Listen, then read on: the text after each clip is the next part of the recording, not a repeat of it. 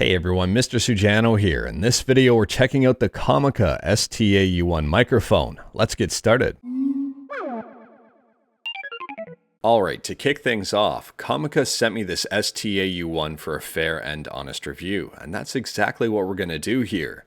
This microphone has a cardioid pickup, a stepless gain control, digital output, and an internal pop filter. This mic also features 48 kHz 24-bit audio, it's got USB-C, it does have a mute button, it includes a stand, and it is made of metal. Opening up the box and everything seems to be packaged fairly nicely. We'll take a look at this package of papers first. I initially thought this was a sticker, but it appears to be a quality control card. There's also a warranty card and an instruction manual. There's also a USB-C to USB-C cable with a USB-A adapter on the end of it, and the ends of these cables are made of metal. The included cable is also a fairly generous length, and for those wondering, here's a better look at the USB-C to USB-A adapter. It is a little bit bulky and it doesn't feel cheap. We're off to a good start here. And here's a better look at the stand. The stand has some heft behind it. It also doesn't feel cheap. And arguably the most important piece in the package, the Comica STA-U1.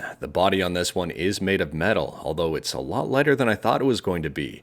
The metal on this one, I would argue, seems a little bit thin, and the mute button on this one is plastic and extremely mushy. Right out of the gate, I'm not a fan of the feel of this mute button. The volume knob, however, does feel absolutely fine, and it looks like we've got some LEDs in it. The back of the microphone features a headphone jack as well as a USB-C port. The microphone stand is partially integrated on this, and it does spin a full 360 degrees without issue. The stand will also tighten and loosen depending on how you want to angle this thing. It's also threaded on the bottom if you wanted to screw it into a stand or into a boom arm. Now, aside from the intro to this video, you've been listening to me entirely from the Comica STA-U1. I'm about 3 to 4 inches away from the microphone, and I do have it slightly offset to help reduce plosives.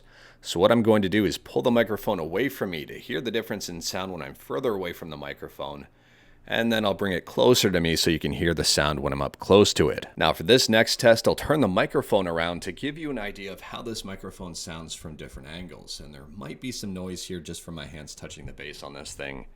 But in general, it should give you an idea of noise rejection, possibly, and also the ideal place where you'd want to have this microphone. Ideally, right in front of your face, possibly a little bit offset, but definitely not from behind. Now let's check out the internal pop filter on this. By default, I normally speak a little bit off center to help reduce plosives, but since we're checking out the pop filter, I'll put it right in front of my face. Pop, pop, popsicle. Pop, pop, popcorn. And interestingly enough on this microphone, it does feature a mute button, and that should mute the microphone itself. I'll press the mute button again, and now you should hear me. And the volume knob on the front of this, it does not control the gain to the headphones, it controls the gain to the microphone. So I can turn it down a little bit, or I can crank it right up. And for those wondering, there is a little LED on the front of it. It lights up as you speak, it's monitoring your sound, and as you turn the volume here, it also lights up to let you know where you're sitting. Now the Comica STA-U1 is priced at $65, so let's compare that with some other microphones in the same price bracket. Now you're listening to the Movo UM300, which is priced about $5 to $10 cheaper and offers very similar features. Now you're listening to the Rode NT USB Mini, and this microphone is a little bit more expensive. It's about $35 to $40 more expensive. And this one is also very unique. It's very mid-forward sounding. It trims out the lows and tries to trim out the highs. And here's the iconic Blue Snowball Ice. Now the Blue Snowball Ice is generally priced in the same territory, but sometimes you can get it on sale. And now to keep everything fresh on your minds and in your ears, we're back on the Comica STA-U1. Let's get into my final thoughts. Now audio preferences will vary from person to person. People will sound different on the same microphone as people have different voices and people hear things a little differently.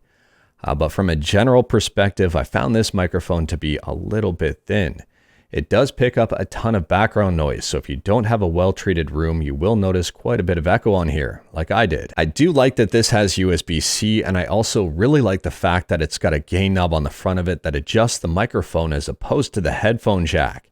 And I think a lot of people will appreciate that feature to make some quick and easy volume adjustments if you are using this on the fly. Now on Amazon right now, the Comica STA-U1 is listed for $65. I think at full price here at $79, I would pass on this and possibly choose something else.